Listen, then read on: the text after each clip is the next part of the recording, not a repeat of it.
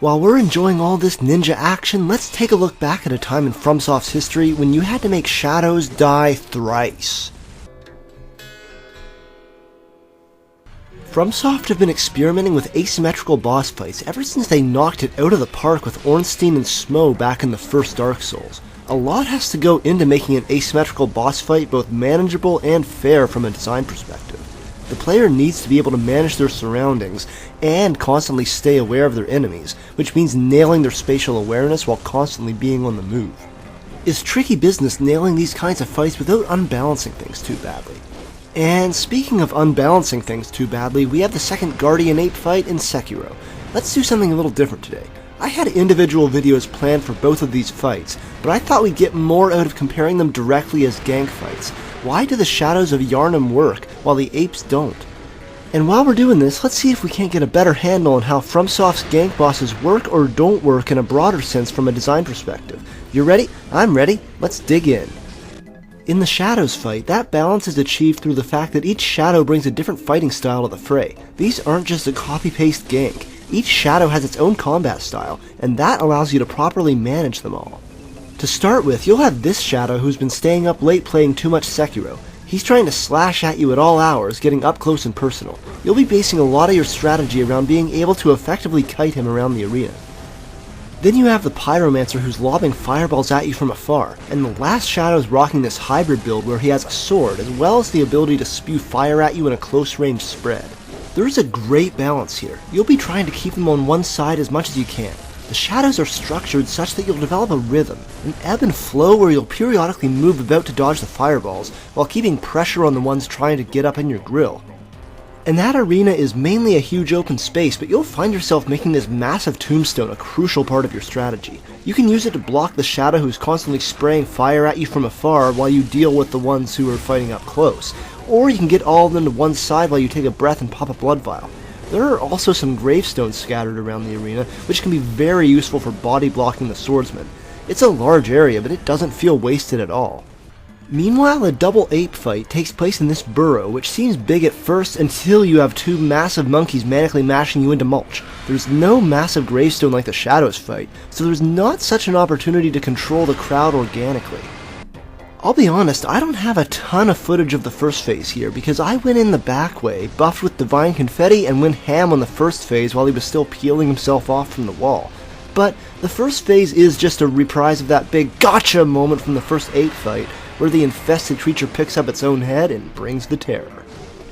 I do appreciate that, like many of FromSoft's big battles, both of these are escalating boss fights, where the stakes get higher as the boss's health gets lower.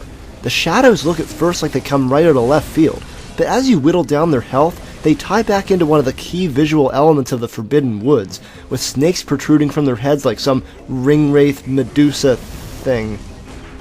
Meanwhile, take down the ape's first deathblow marker and he'll summon his mate, who basically just fights like the first phase of the first ape battle, except for the poop throne.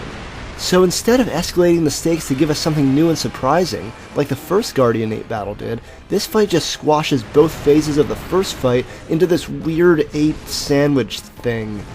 Yeah, I said that. I put it in the script and I stand by it.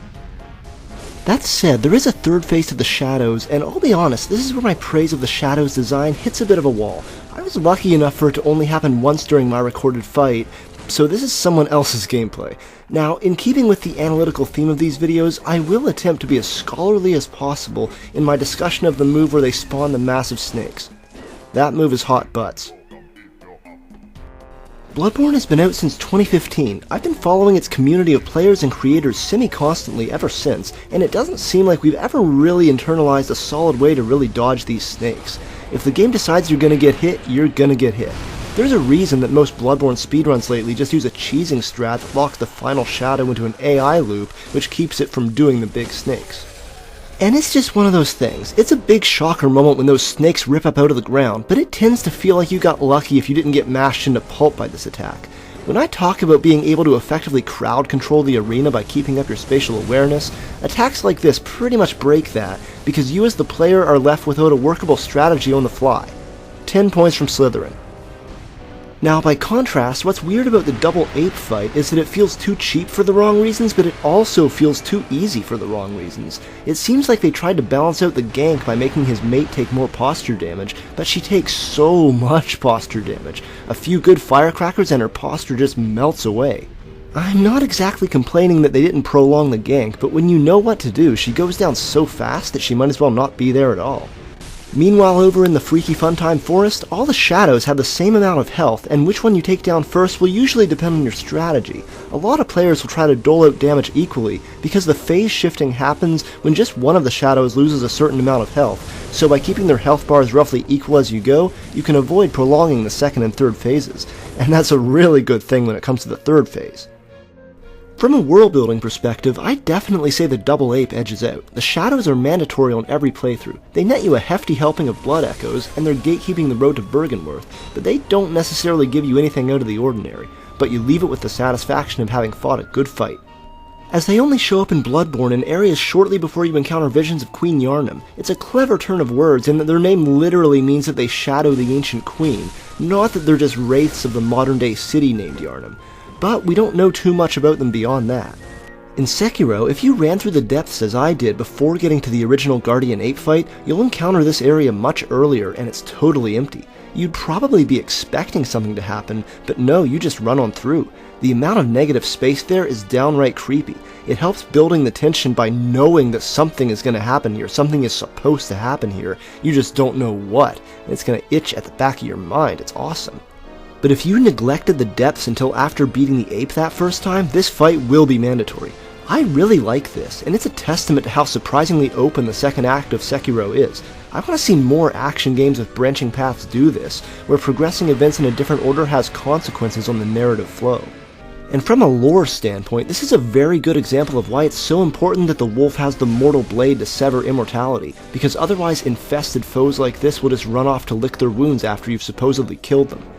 And I have to at least tip my hat to those factors, because they both add flavor to the circumstances surrounding the fight, and they spotlight just how good this fight could have been if it had lived up to them in terms of gameplay. And going off my Owl video, where I took a minute to explore how the dialogue in the fight reveals so much of Owl's character, you don't really get any of those effect traits here in the fight itself. How cool would it have been if you were to kill the Guardian Ape's mate, and then the ape himself goes ape shit with rage, suddenly gaining back a few of the brutal animalistic slams that he used in the first battle at the watering hole. That would have both pumped the fight full of character, as well as provided something unique about the fight, with the ape using his first phase slams and his second phase swordplay all at once. I realize there's not much of that in the Shadows fight either, but that fight was still designed to be its own unique encounter rather than a reskin, so I think it gets more of a pass. All that said, I highly recommend that you do the Double Ape fight. No, it's not especially well designed. It's not that challenging overall, and the parts that do challenge you just feel like a chaotic mess rather than a worthy struggle. But for whatever reason, doing this fight nets you a bigger reward pool than just about any other boss in Sekiro. First, the game counts this as a main boss, so you do receive a battle memory that you can use to permanently upgrade your attack power, but the game also seems to count it as a mini-boss, so you get prayer beads. That's beads, plural. Unless I'm really spacing something, this is the only boss in the game that gives you 2 prayer beads instead of just 1.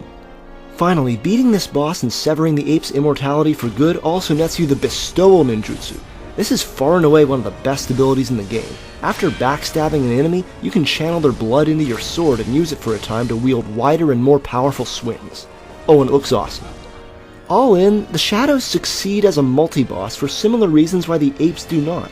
When the second ape comes down, the battle feels either overly chaotic or the AI will start to nap and the 2 apes will just cluster together, and the arena is not suited for crowd control. Whereas the Shadows each bring something different that balances out the trifecta, and the arena lets you control the crowd you're presented with. From this, we can get a pretty solid hold on what it takes to make a good gank boss in one of these games. It's as much about providing the player the tools with which to fight, i.e. the arena, as it is balancing the different enemies you're to fight at the same time. FromSoft's gank battles have you constantly spinning plates, but the Shadows, a lot like the much more acclaimed Ornstein and Smo, were built from the ground up to give you the tools to keep those plates spinning. Whereas the Double Ape fight in Sekiro takes a great original fight from the same game, and just sort of runs away with it to a less effective place. But what about you? Other than Ornstein and Smo, what's your favorite multi-foe boss fight in FromSoft's ongoing canon? Personally, I'm partial to the demons at the bottom of the drag heap in Dark Souls 3, but what about you? Let me know in the comments below. Thanks for watching, and I'll see you next time. Hey, thanks for making it to the end of the video. If you want more, check out my website for plenty of text articles on games, film, and more, link in the description below. And if you want something a bit more fictional, it also has links to my novels in physical and digital formats. I'll see you next time.